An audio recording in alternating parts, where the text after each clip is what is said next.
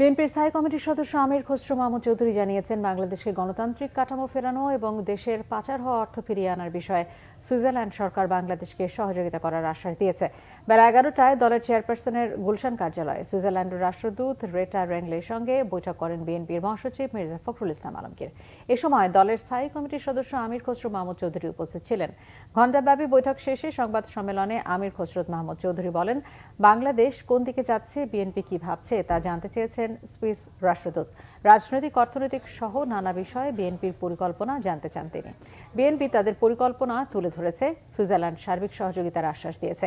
BNP অন্তর্বর্তীকালীন সরকারকে সমর্থন দিয়ে যাবে উল্লেখ করে যৌক্তিক সময়ের মধ্যে সংস্কার করে অন্তর্বর্তী সরকার গ্রহণযোগ্য নির্বাচন দেবে বলে আশাবাদ ব্যক্ত করেন আমির খসরু মাহমুদ চৌধুরী।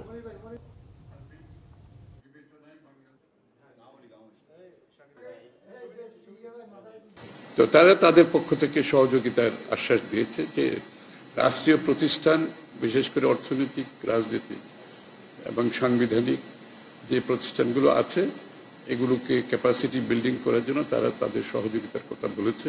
রাজনীতি এবং গণতন্ত্র ফিরিয়ে আনার ব্যাপারে, গণতন্ত্রকে সঠিক অর্ডারে ফিরিয়ে আনার জন্য যে কাজগুলো করা দরকার, যে প্রতিষ্ঠানগুলোকে দরকার, সেগুলোর উপর আলোচনা হয়েছে। সেখানে তারা সহযোগিতার আশ্বাস দিয়েছে। বাংলাদেশ থেকে $100 বিলিয়ন উপরে পাচার হয়েছে। যে টাকা পাচার হয়েছে, টাকাগুলো ফিরিয়ে আনার ব্যাপারে আলোচনা হয়েছে। সুইজারল্যান্ড গভর্নমেন্টের পক্ষ থেকে তারা বলেছে তাদের অবস্থান আগের মতোই আছে, যে এই টাকা ফিরিয়ে আনার ব্যাপারে বাংলাদেশ গভর্নমেন্টের যে কোনো উদ্যোগকে তারা স্বাগত জানাবে এবং তারা সহযোগিতা দেবে।